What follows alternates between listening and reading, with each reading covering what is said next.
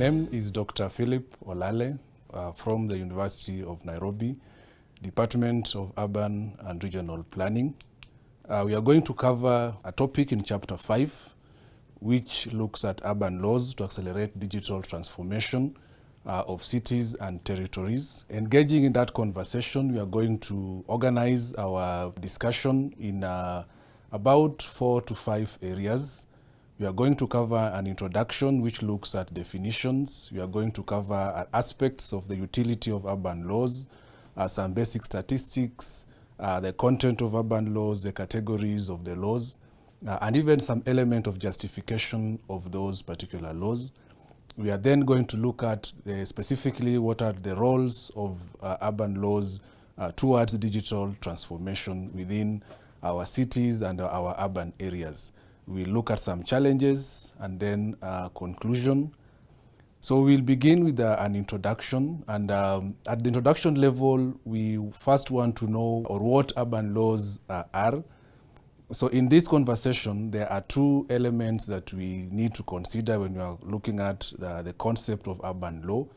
But before we do that, we look at the definition of urban laws to include all relevant policies, laws, statutes, these are acts of parliament, and other subsidiary legislations such as bylaws, handbooks, guidelines, standards that have been enacted by a government or that have been enacted by a state to regulate or to manage urban areas, to manage various aspects within the urban areas.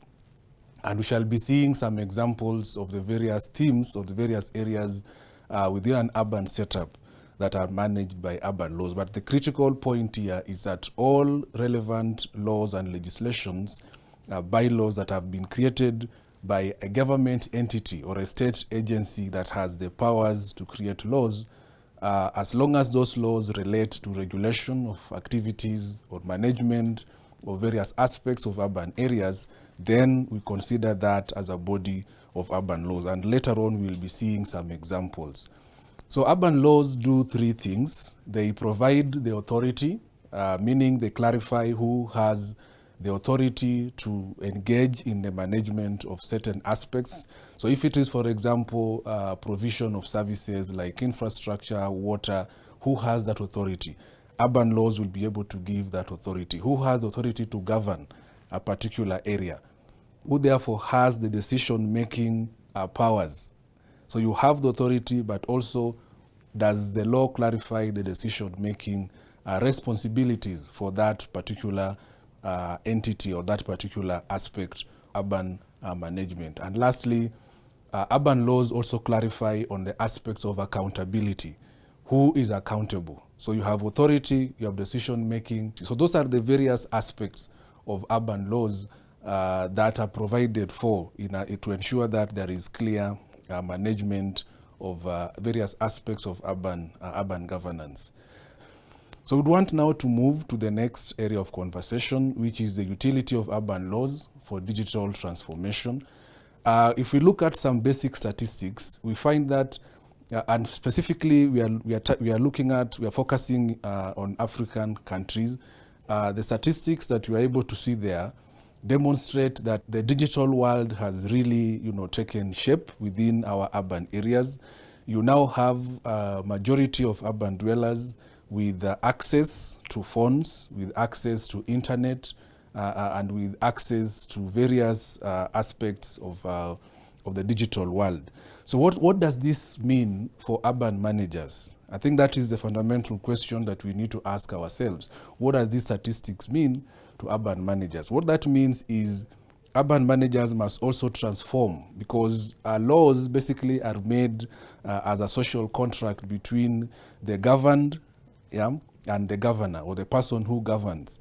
So if that social contract is there, it means that both of these two entities need to have a very easy way of communication, a very easy way of being able to access that information that clarifies how the governed is supposed to relate with the person engaging in the governing process.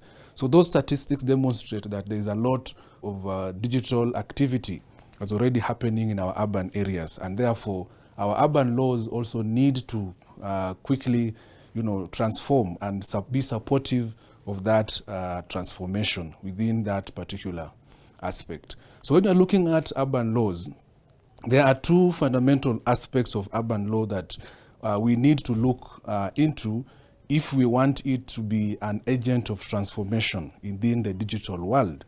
So these are the two aspects of what we call the procedural aspects of law and the substantive aspects of law. So the procedural aspects of law, which will be important towards this transformation, includes what the setup, the institutional setup, the ways of communication, issues about access to information, and also aspects of stakeholder engagement. So these aspects definitely have some implication when we talk about digital transformation, because institutions and how they relate with the people within an urban area or within a city, the ways of communication has a clear role within the whole conversation of digital transformation. And this is what we call the procedural aspects of urban laws. So when we look at urban laws, we are asking ourselves some key questions. We're asking, does the institutional framework that have been put in place, does the communication arrangements that are there, does the access for information that we have, is it supportive of a digital frame? So we have looked at statistics there in a few moments ago, and we have seen that over 90% of most urban dwellers in our African cities have access to some digital aspect of sorts. So have our institutions evolved? Have our ways of communication evolved in a way that we are able to get this information quickly and easily at the tap of a button, as somebody would say? Or are we still having institutions that are still stuck, to the old ways of communication, of management, to the extent that then it makes access to information and decision making quite difficult? The second aspect of urban law that is important in this whole conversation of digital transformation is what we call the substantive aspects of law. And the substantive aspects of law are what, in most cases in urban language or urban slang, they would call the situation on the ground.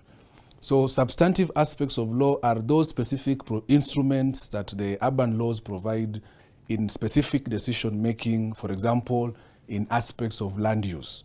So you will find aspects of urban law that talk about environmental management, for example.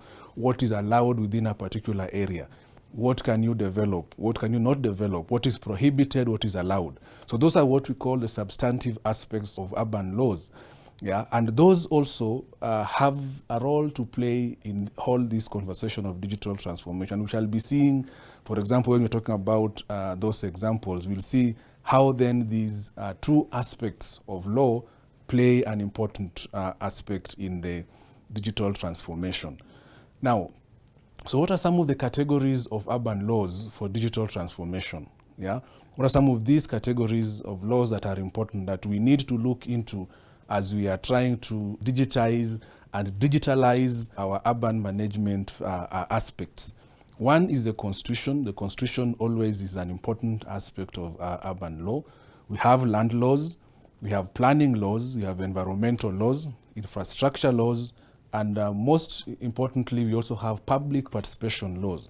Public participation laws is an important aspect of this digital transformation because, as we shall be seeing, public participation is a very key ingredient for sustainability of urban areas and our cities.